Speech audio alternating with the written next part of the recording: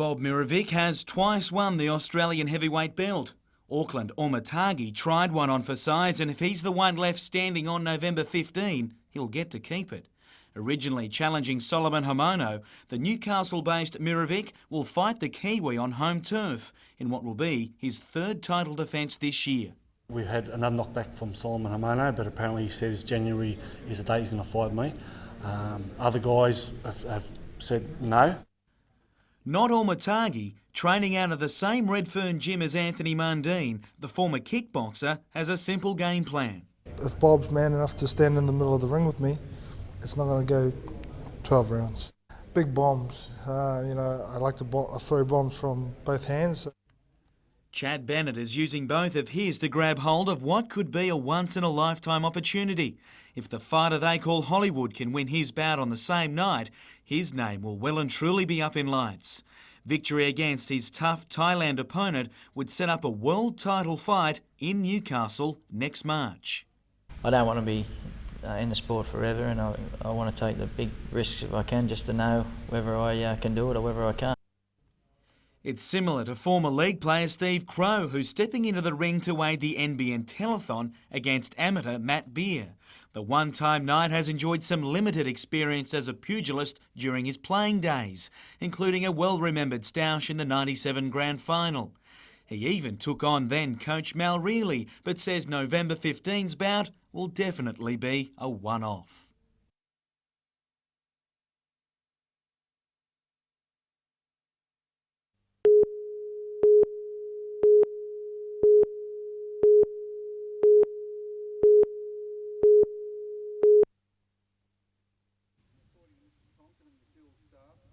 They had to rely on the principal at Belmont North to help with supplies. There was no library or admin block and no equipment. Happy birthday to you. Robin can come out and join us. She was trying to hide up the back, I saw before.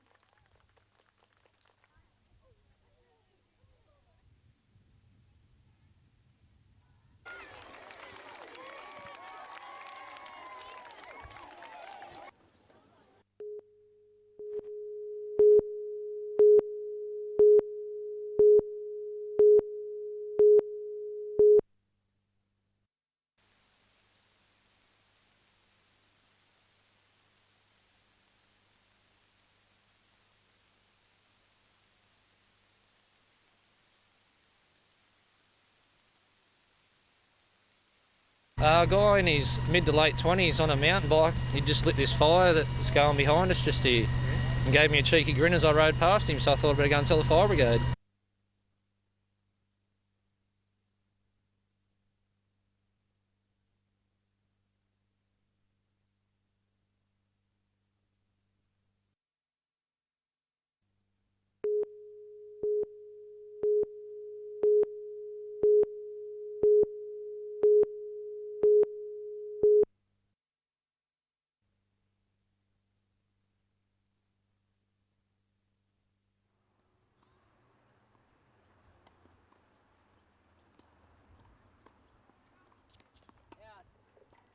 Just your attention, ladies.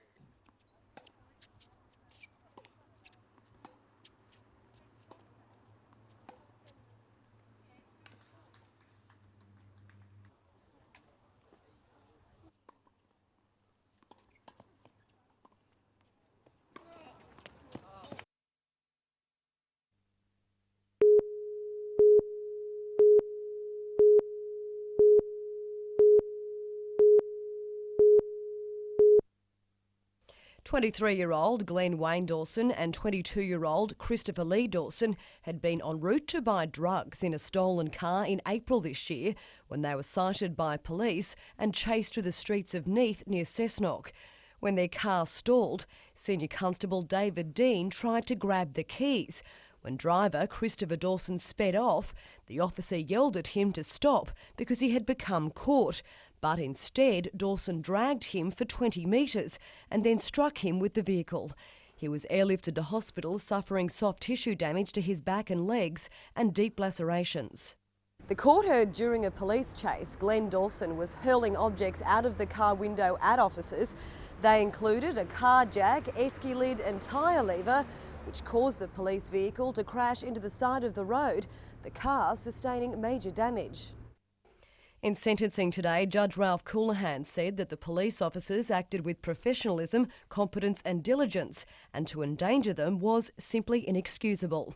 Both men have a lengthy criminal history dating back to their teenage years when Glenn Dawson tortured animals. He was today sentenced to a non-parole period of 15 months for the charge of using an offensive weapon. His brother faces a non-parole period of 2.5 years for the same charge and 8 other additional charges, including assaulting police.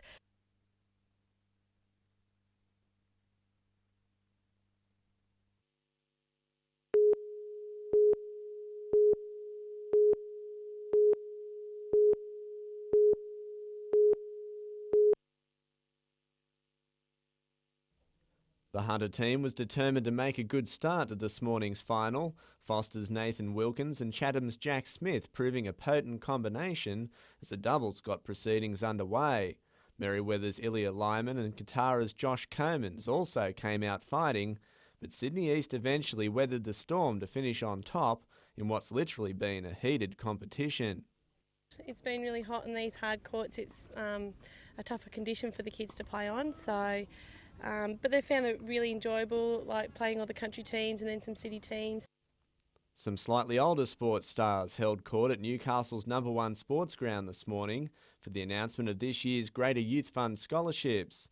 Set up 11 years ago to assist young athletes of the future, the list of 10 recipients is starting to read like a who's who, while 3 received the $1,000 helping hand for the first time in swimmer Yvette Rodier, diver Matthew Helm and baseballer Ryan Rowland Smith.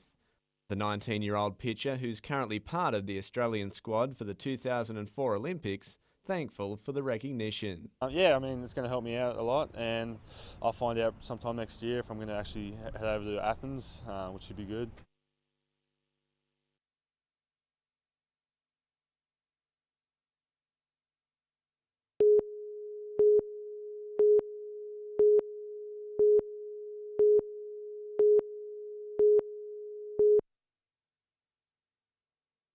After 2 years of legal wrangling over the Great Northern Hotel, lessee Donna Batiste will be forced to vacate the building tomorrow morning after losing a Supreme Court appeal earlier this month.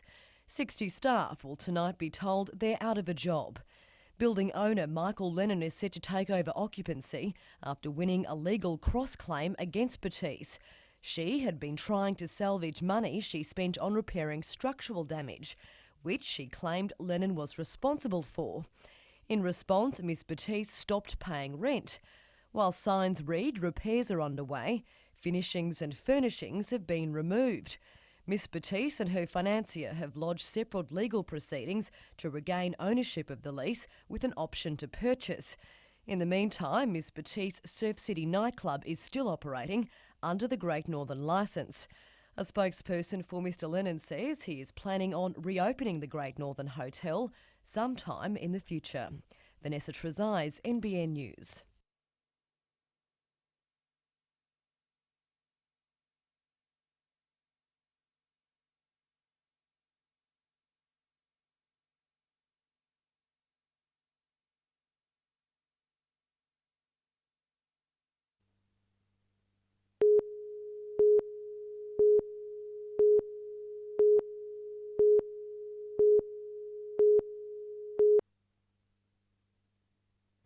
The death of Rodney Gann on Boxing Day 2000 from a fallen Melaleuca branch in the Mile Lakes National Park was a contributing factor in the creation of a park plan of management.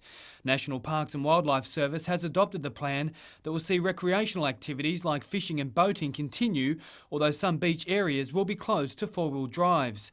But for the thousands of campers who look forward to Christmas holidays by the lakes, it could be up to 9 months before all of the 450 camping areas are open. Risk assessment of the sites, though, should reduce the possibility of another camping tragedy. We feel confident now that we can establish the camping sites in situations that won't bring about danger to the campers through falling trees or anything else for that matter. And 647 hectares of land around Dark Point near the Gibber in the National Park has been declared an Aboriginal place. That will see the historically significant site protected. It has great symbolic value. It's a sort of element of reconciliation insofar as Aboriginal people have their own heritage particularly recognised.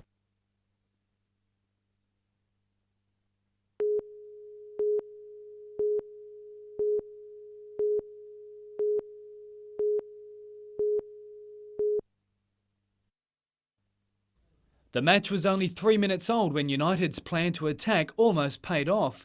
But despite the home side dominating the early part of the game, it was Adelaide's Scott Turnbridge who cleaned up a Daniel Beltrame deflection to score the first goal. Down 1-0 at the break, United started the second half like the first, but a penalty gave Joel Griffiths a chance at equalising. 1-1 and the pressure mounted. Scott Thomas's challenge in Adelaide's box not pleasing some visitors. Hair-pulling, one tactic used to break up the arguing parties.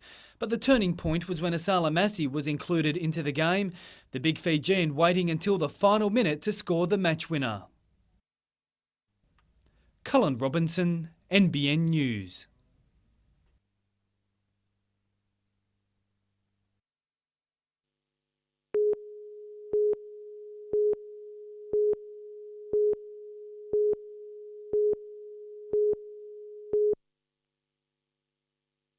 When Christmas rolls around and prawns are at the top of many a shopping list, it's these boats people in the region can thank.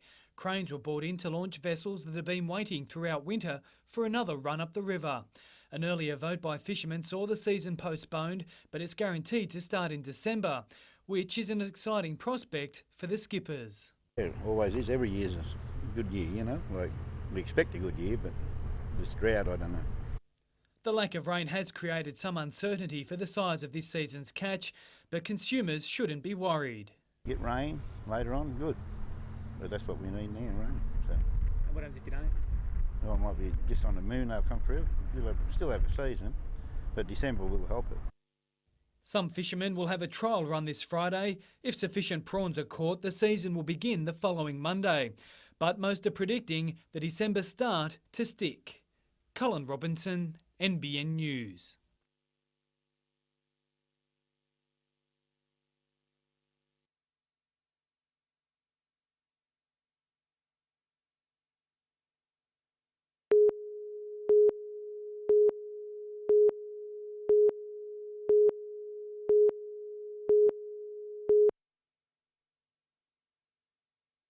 The couple in their 50s had been asleep inside their Brightwater home on Batabar Road at 3:30 this morning when the gunman opened fire. 7 shots were fired, blasting holes in 3 cars, a toilet window and a speedboat.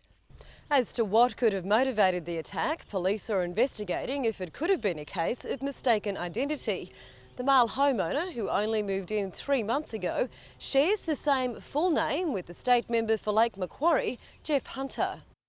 Unable to appear on camera while at Parliament, Mr Hunter says he is deeply disturbed by the shooting and will contact the Protective Services Group responsible for the security of politicians. Mr Hunter recently made waves within his own party by opposing an ALP decision to sell off the Hunter-based arm of Pacific Power. Meantime, police are warning women in the Cessnock area to be on the lookout after the attempted abduction of a 14-year-old girl on Monday. She'd been walking along Quarraballong Road when a man tried to drag her inside his car. He's described as aged between 20 and 30 years old, with a tall, solid build, a goatee beard and long brown hair, and a tattoo on his arm.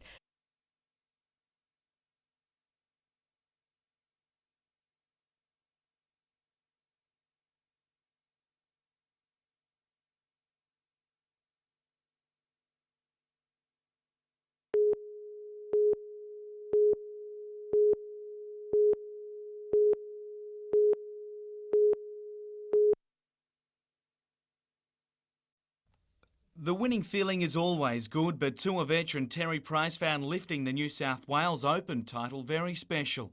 More than ecstatic, Jack. I'm honoured and humbled to be the New South Wales Open champion.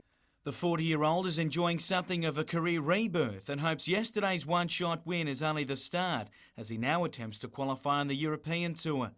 As leading scores blew away with the afternoon wind, Price was solid, an eagle on the par 5 fourth, followed by two more birdies on the front nine, which helped him on a tough afternoon that ended him a one-stroke winner. One of five to tie for second, pre-tournament favourite Andre Stoltz almost added his home states open to the Victorian title he won 2 weeks ago, but is still in top form ahead of the major tour events. The best of the amateurs was Richard Moyer with 6 under, while Nathan Green was the best of the Hunter contingent, just one shot further behind. The tournament itself was another winner. After 7 years on the shelf, Horizons restored life back into the once must-play tour event and will continue to host the Open for at least another 2 years. Jim Callanan, NBN News.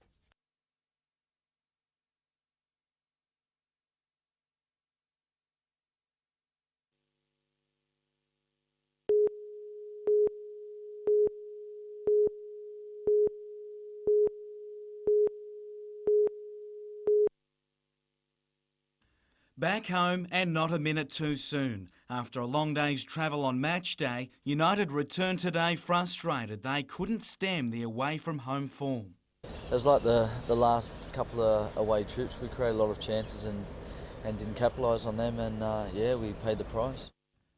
Without a goal or competition point away from home this season, things didn't start well against the Knights, with a rare Daniel Beltrame mistake proving costly for the big glove man.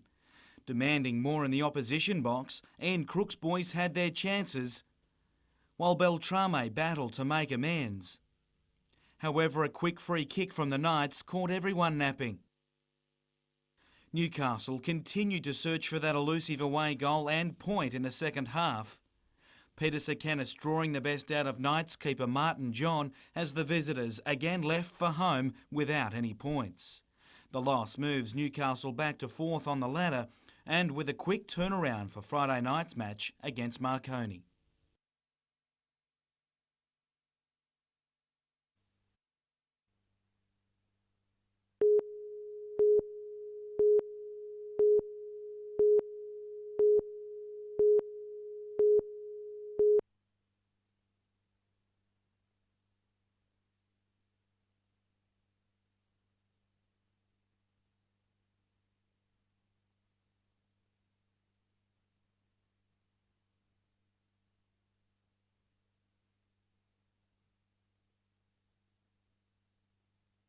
Although unlucky at times, the 3-year-old colt won the L'Oreal Paris Plate on Derby Day, but was relegated to 3rd after a protest, on a track Shannon Perry says can have a deceiving finish post. It's something you just got to go on to straight away, because with a young horse, with the brilliance he's got, there's a lot of great days ahead of us in the game, and but that's one that'll stick more to the people who made the decision than us. Despite the disappointment, Swazier bounced back on Oaks Day to take out the feature race, the 1200 metres.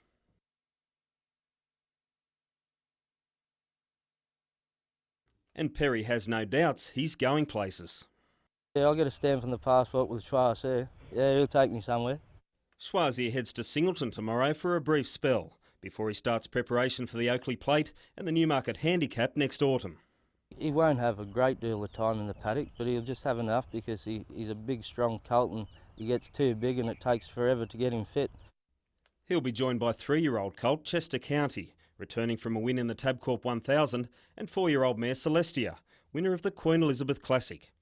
Meantime, the Newcastle Harness Racing Club has held its annual presentation, naming the NBN Horse of the Year ahead of this weekend's 2 Is Mile. Taking the honours, the Troublemaker, with the trophy accepted by trainer-driver Jason Proctor. Stephen Mount, NBN News.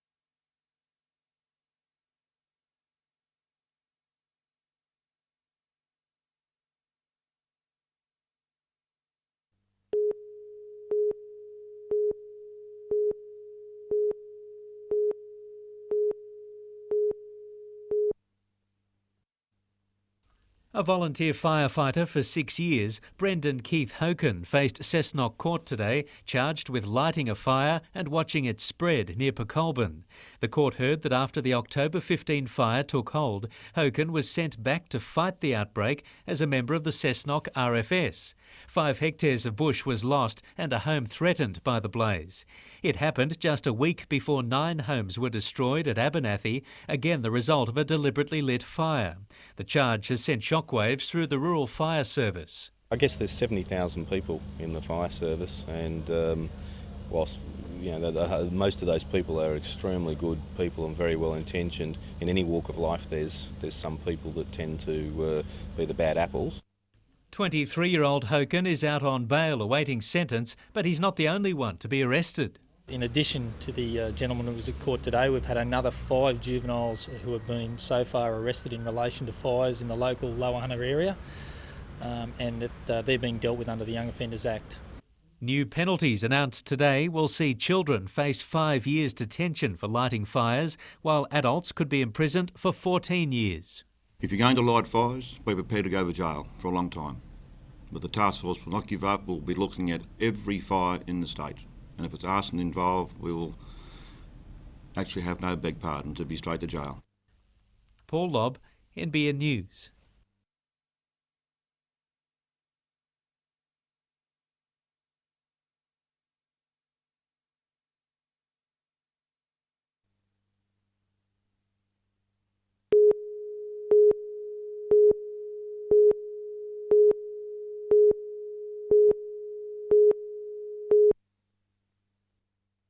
Singleton certainly did have something to show off today when the town was overwhelmed by close to 200 shiny automobiles.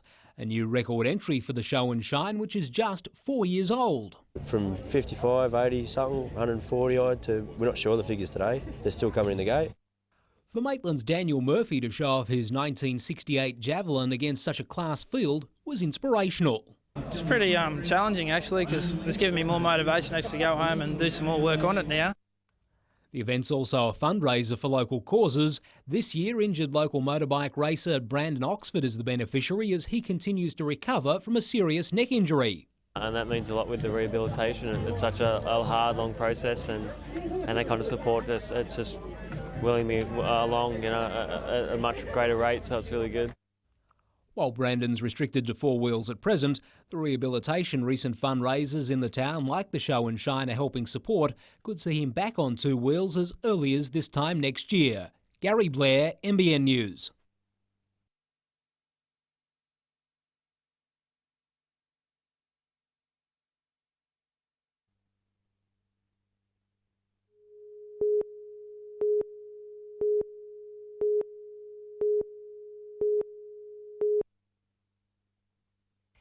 It's one of the region's natural attractions and for both the state government and Newcastle Council an asset we need to preserve for the future. The state government wants to protect the coastline from excessive development, while Newcastle Council is proposing a range of environmental improvements. For new president of the Newcastle Surfrider Foundation, Nobby Edwards, it's important both levels of government hear the opinions of beach users. So we want to get a lot of information across to the authorities and the statutory bodies so that they can make a well-rounded decision on how the public can best benefit from the coast. Another issue causing concern are the red algae outbreaks along the Hunter coastline. It's prompted the group to call for an overhaul of water quality testing and a quicker release of the results. We don't have a testing for things like chemical contamination, heavy metal contamination and petrochemicals, etc., etc. At the moment we're only testing for Fuchsial coliform, and I think you'll find that that's really only going to let us know of what humanic health effects are in the water, not actually what toxins are in the water. Gary Blair, NBN News.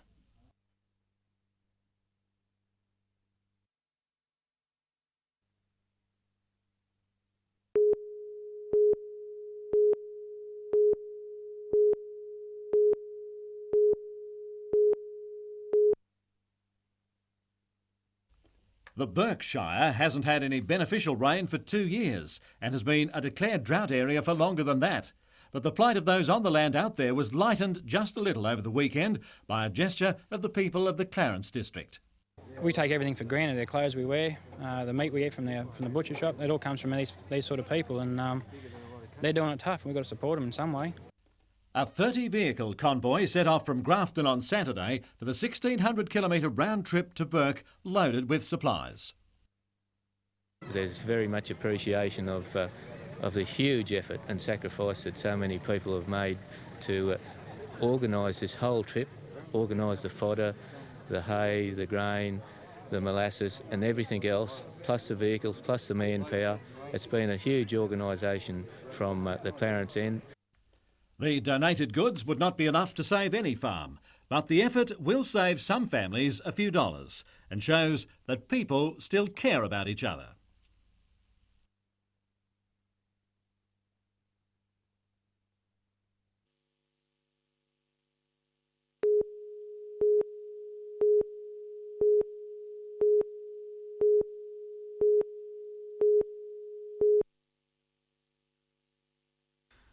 Once a mainstay of the Commonwealth Games, fencing is now run as a solo event every 4 years. It hasn't changed England's traditional grip on the sport, but the host nation is sure to pressure the mother country for the team trophy. So we're certainly on the improve. Our world ranking has gone up, and I suppose as a team, you know, we're on the improve. It's a homecoming of sorts for the national foils coach, who was born and raised in Newcastle. Taking his team through last-minute preparations today, it's tomorrow the real action starts, with 2 gold medals up for grabs each of the next 6 days. The Scottish team have their eyes on Team Gold, with the Honickman brothers set to lead the way in the sabre discipline. Oh, there's actually quite a few of the fencers in our team that are actually younger than the amount of years I've been fencing, so you know it's quite an inexperienced team. Paul missed winning goal by just 1 hit in the past, while Michael is hoping to add an individual medal to his impressive list of team success. That's my big disappointment really through my fencing career, is not having an individual medal, and I'd really like to put that right. But also I think we have a chance in the team event as well. The tournament features 12 nations and territories of the Commonwealth and starts at the Newcastle Entertainment Centre tomorrow morning.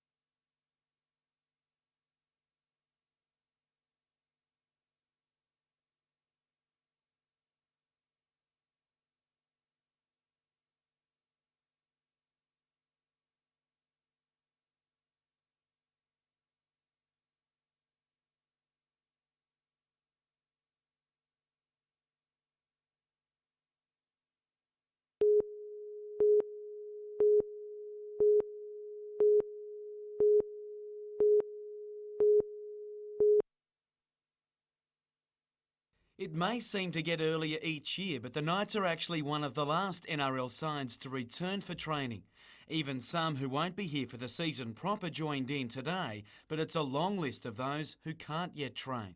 We've had quite a few repair jobs done over the last 4 to 6 weeks, and we'll get players back progressively over the next 4 to 6 weeks as the pre-season unfolds. While there are others with longer-term injuries, the problems for front row partners Matt Parsons and Josh Perry are of most concern. Neither are considered strong chances for the season opening matches, with Parsons still to undergo another shoulder operation. We're a little bit light on in the front row if we get a couple of injuries, and you know, we need obviously those sort of people back on deck as soon or as close to the start of the year as we can. In all, there are 10 top-grade players still in recovery, with several thought to be back in training before Christmas.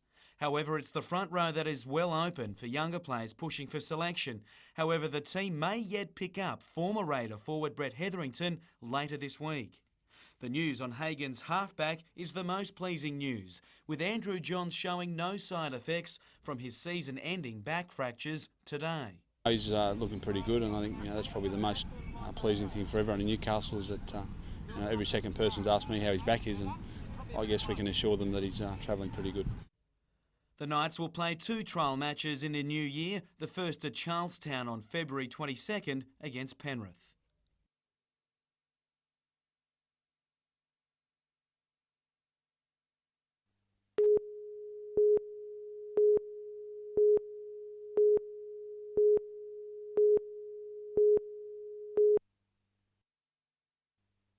United's injury woes continue, with Ryan Griffiths today suffering a reoccurrence of a groin injury.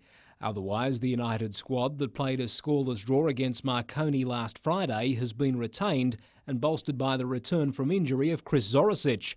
Coach Ian Crooks says Scott Thomas, Andy Roberts and Adam Griffiths will have to prove their fitness before facing Parramatta on Sunday, which could see Asala Massey, Joel Griffiths or Travis Dodd starting up front. Travis was great on Friday, and Asala certainly gave us a presence when he came on.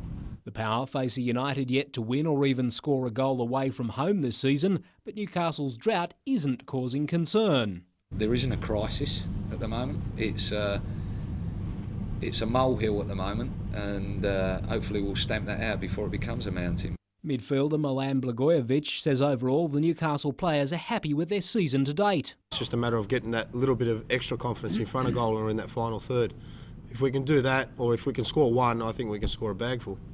The remainder of the squad is Beltrami, Bailey, Middleby, Eagleton, Sakenis, Bingley, Willis and Hughes. Gary Blair, NBN News.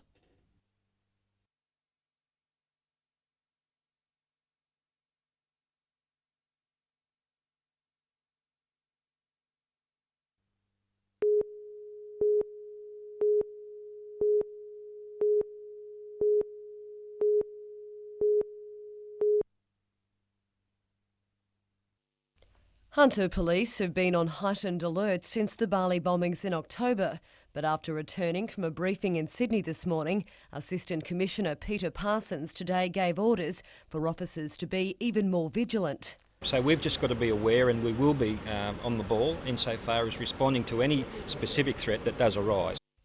Police will increase their patrols of facilities such as Liddell and Bayswater power stations, both major suppliers of the state's electricity. The general public in their day-to-day going about their duties will not see any major difference, but let me tell you here and now today that there will be an increase in the visibility of police. A police list of potential tourism targets in Newcastle is also said to include its main shipping channel. Anyone acting suspiciously will be dealt with. Williamtown RAF base is also on high alert. Vanessa Trezise, NBN News.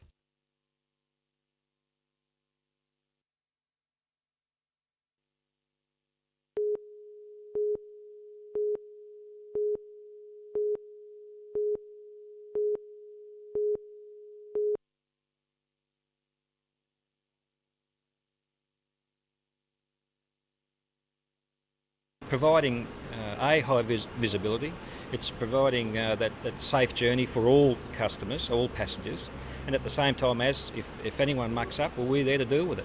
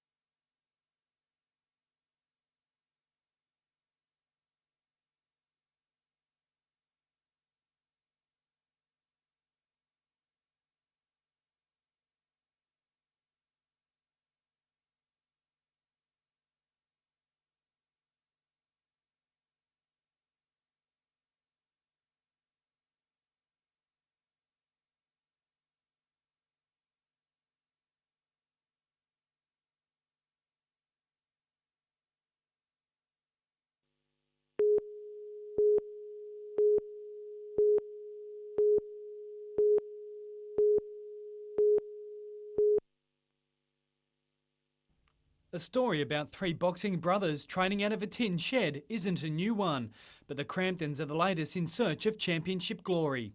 Coached by Dad Mick, Jamie, Ben and youngest Luke will all be fighting tomorrow night at the Cessnock Rugby League Supporters Club. Eldest brother Jamie, nicknamed Cessnock's Golden Boy, will be taking on Sydney's Mark Hipwell for the vacant state welterweight title. The 26-year-old already has a split points win over his opponent and is confident this fight won't go down to a judge's decision. I had a few little niggling injuries coming into the fight, and it made it tough and close, and I think a lot better prepared this time, so I'm pretty confident going into it. Middle brother Ben, a middleweight, will be stepping into the ring with Australian amateur champ Craig Eadie from Victoria, who the Cramptons know little about. We find it a bit hard to get fights for Ben. This bloke wants Ben's rating. He makes no bones about it, so we're not taking him lightly. He's obviously confident and his team's confident. While also on the card will be Luke. He's only had one bout to date, but takes on Warhope's Frank Piper. Cullen Robinson, NBN News.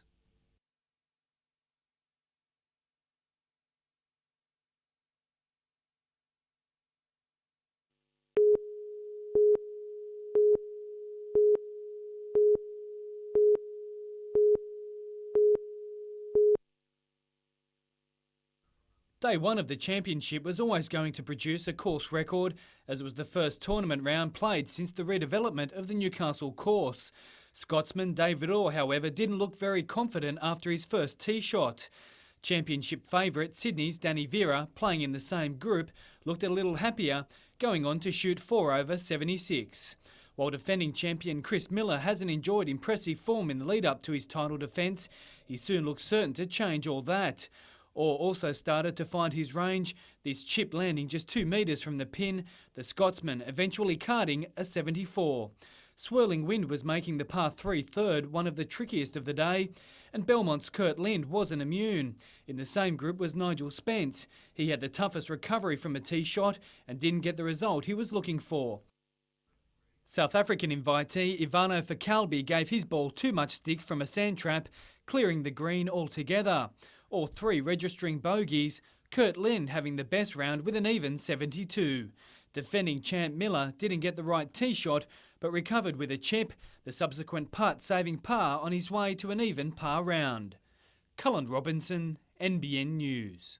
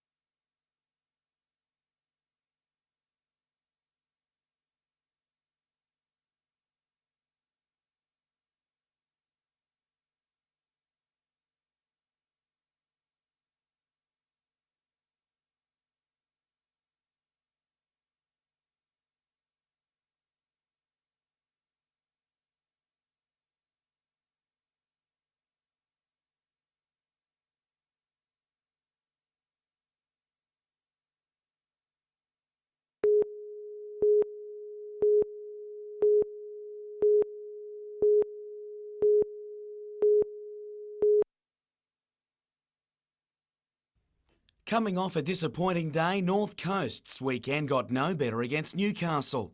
Andrew Marr removing Chris Neal for 20 and leave the visitors 4 for 38. Murray McCartney didn't last nearly as long, gone first ball. The fast bowler missing the hat-trick, but his fellow quick Darren Herbert found Josh Emerton's edge for Simon Moore to finish off. Marr got his third victim, Mark Pigg cleaned up as Coast's collapse continued. Michael Gerrits tempted Nathan Munro into a shot he'd regret as Luke Piper accepted the simplest of chances. It was a different story at the other end, with Moore again amongst it. He snared a ripper at second slip as the Coast crashed all out for 96. The New South Wales country team is selected tonight.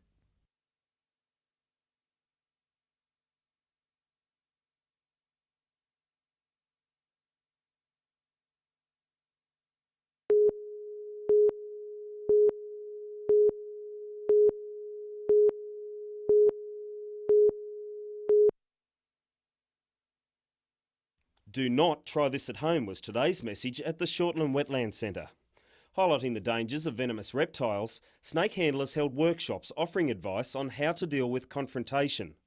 The most common tip was avoidance, and that can be as simple as removing dead timber and green waste from areas where children and pets are likely to be. Experts say the hunter can expect a busy snake season, reporting 2 bites by eastern browns in the last 3 weeks. They say people should be on the lookout, especially in bushland and open paddocks. Handlers stress snakes are extremely shy and normally will go out of their way to avoid humans. Our best bet is to avoid them and allow them to go along their way, and if they're in a dangerous position, to get them removed professionally. Stephen Mount, NBN News.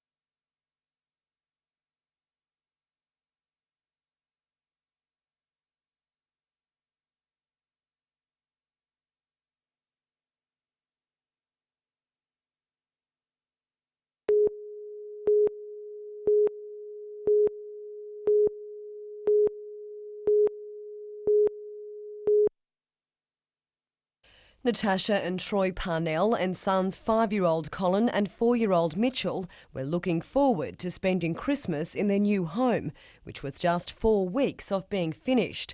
But a callous arsonist stole their dream when the vacant house was broken into early yesterday and a fire lit in a back room. Why? Why do they do it? Why? That's it. Like if you went and done it to their parents' house, how would you feel? Troy, a truck driver, had worked morning and night to help build the house, which he's now been forced to bulldoze. I built it and I knocked it down, and that was the hardest thing in my life to do, just knock it down. Young Colin today found a scooter amongst the rubble, which had been kept inside for fear it might be stolen. Thankfully, the Parnells were insured and will rebuild on the site. It's the 4th suspicious fire in Curry in almost as many days. The firebugs first struck here at the Curry Junior Rugby League clubhouse on Thursday, the blaze gutting the building. Then, 2 days later, there were 2 smaller fires in the rear yard of a hardware shop and at a milk depot. Police today formed a special operational squad to track down the arsonists, council also acting.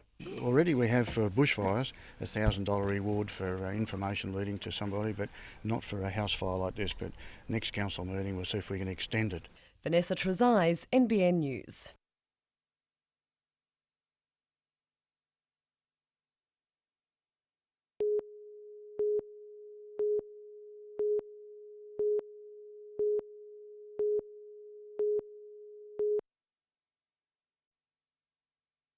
With an away record akin to the current drought, United was swimming in success today.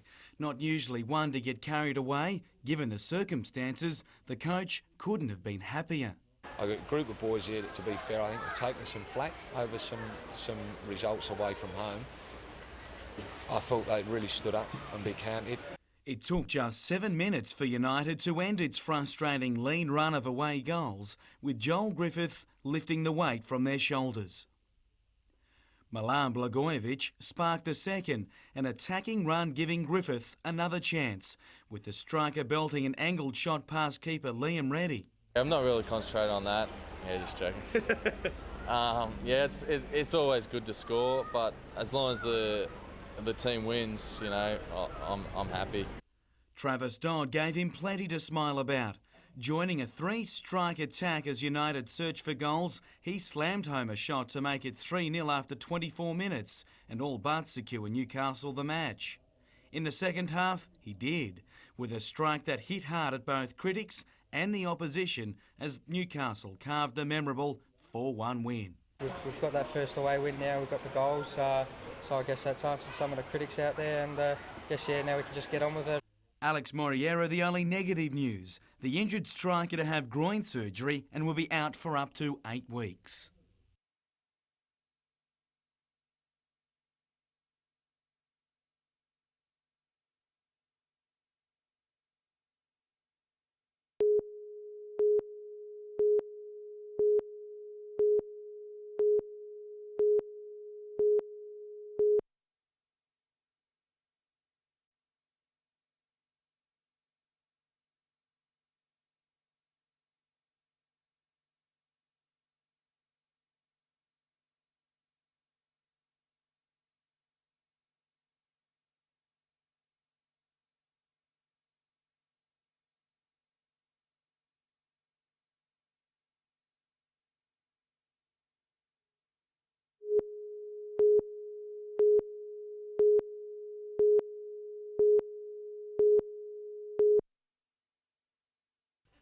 What a reward for scoring their first away win of the season. A gruelling training session in today's heat, but the United boss's reasoning was simple enough. Well, I know it's difficult, but we have to play in it. So one thing we can't do going into a game against Brisbane is to just relax and think that we can just turn up and win. It was enough to have players doing anything to keep cool, but any complacency is sure to be tempered by the ever-growing list of available players. Given the once long list of injured, competition for places in the top team now is at a season high. You had, obviously Scotty Bailey, Mark Wilson, Ryan Griffiths on the bench. You've then had no Thomas, no Adam Griffiths that will both be back in and involved this week. But it's the irresistible form of Travis Dodd that also makes things interesting. He starred with Joel Griffiths and Asala Massey in a three-pronged attack to beat Parramatta, and it may yet stay that way against Brisbane. If we feel this could work for this game, then I'll have no qualms in doing it. The squad to play Brisbane will be released tomorrow, but the final lineup is unlikely to be clearer until game day. Either way, the entire side looks to have turned the corner for the better this season. Jim Callanan, NBN News.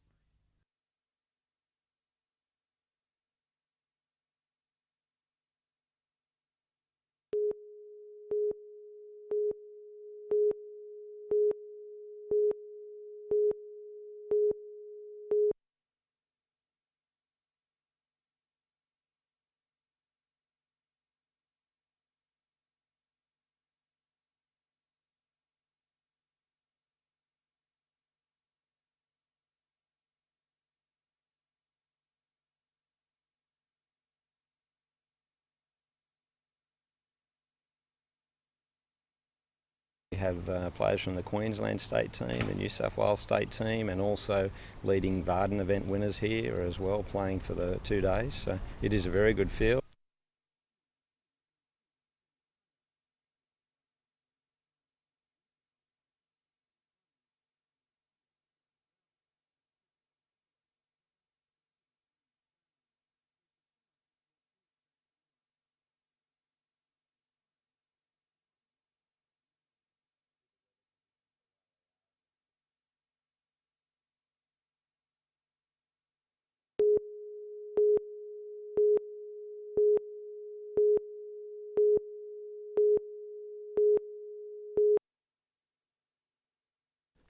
What started as a flare-up on the Sydney to Newcastle freeway soon turned into a battle on several fronts. Fire crews first scrambling to Wakefield, southwest of Newcastle, where rural properties were under threat.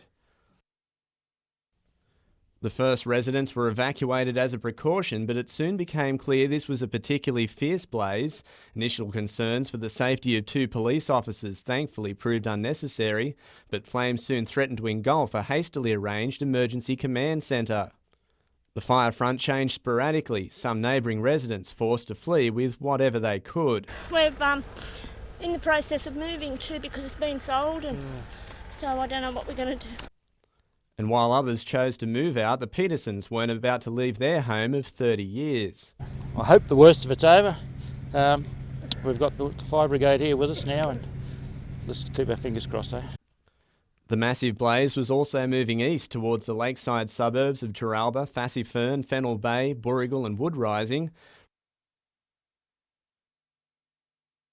Residents were evacuated in many streets as the fire moved closer, while a number of local schools closed for the day, and the C.A. Brown Aged Care Facility at Boorrigal has been evacuated in the last hour. The nearby Toronto Workers Club and Club Macquarie have been set up to take evacuees. At last report, around 60 fire crews and a number of aircraft are now involved in fighting the massive blaze. Such as its ferocity, brigades are still unable to give a true account of the amount of property loss, but it's clear the blaze has claimed homes and businesses. Thankfully, there have so far been no reports of serious injuries. Colin Baldwin, NBN News.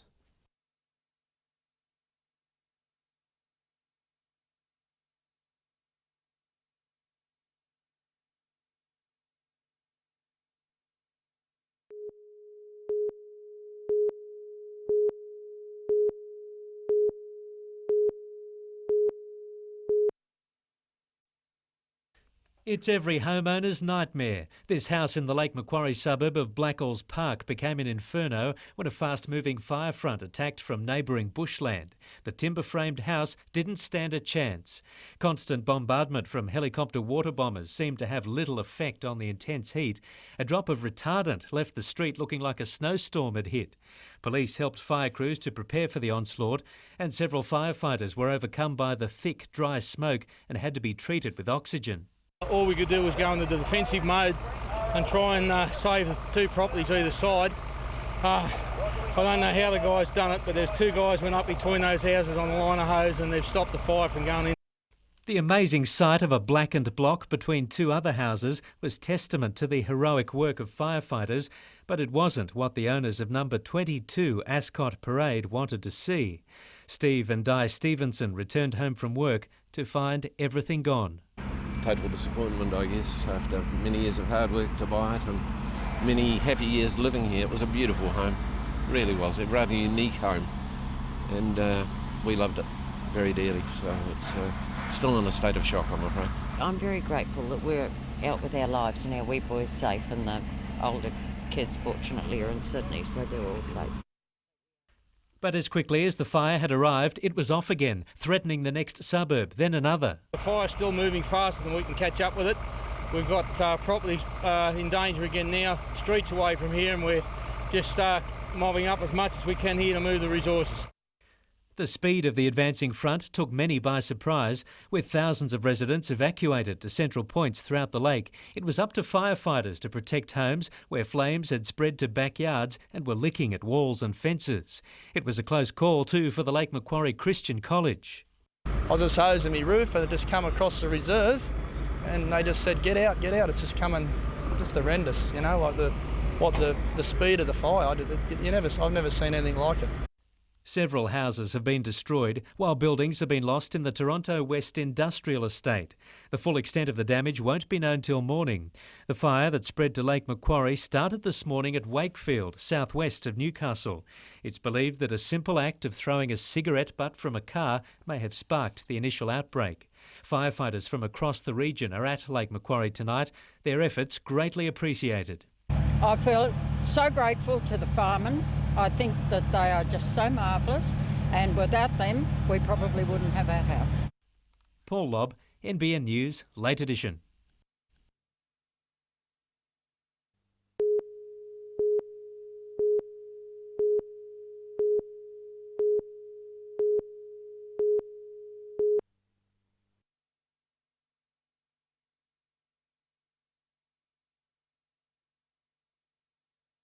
But certainly no one's been on a large ship, and certainly not outside the heads. So it was a real experience today. Most of them have been to the beach, but just it's a one-off thing.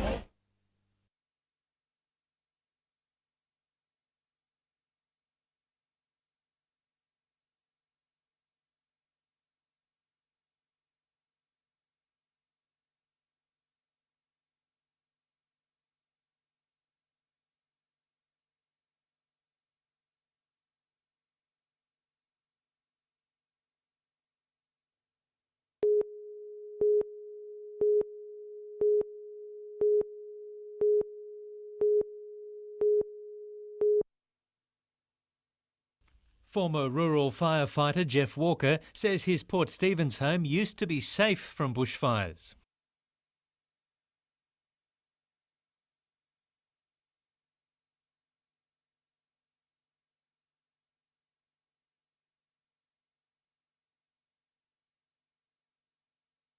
His local fire station records show there were an average of 15 burn-offs a year at Lemon Tree Passage during the 70s, about 9 a year in the 80s and barely a handful during the 90s. He says gaining approval to burn off is now harder than ever thanks to local government management plans. The Port Stephens Bushfire Management Plan is a virtual death sentence for firemen. It guarantees we're going to lose houses and wildlife. It's a guarantee. In the old days, I guess, large areas around Port Stephens were agricultural land, and they could be burnt off at the discretion of the landowner. A lot of that's now changed. It's water catchment, state forest, national parks. The weather always dictates how much we get done, and we'd always like a little bit more time, a little bit more of a window of opportunity with the weather to get a little bit more done. We may as well just concrete the areas around us if we want to stop any fire. We can't stop any fire unless we do that. Paul Lobb, NBN News.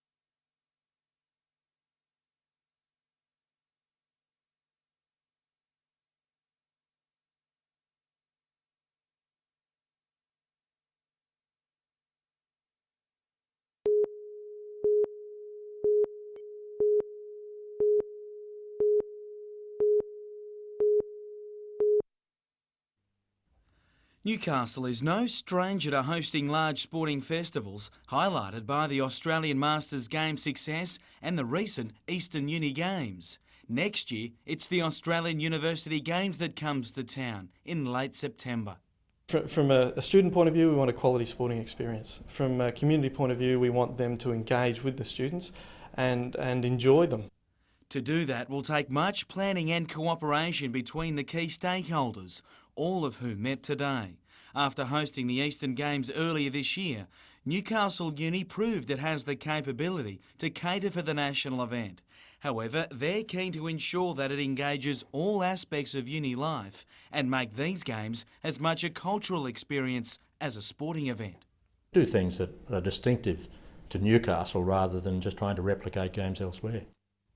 It's music to the local government's ears, with the week-long event estimated to pump between $5 and $10 million into the economy. It's not just the money that comes. The economic benefit is good, but it's the community benefit that's more important.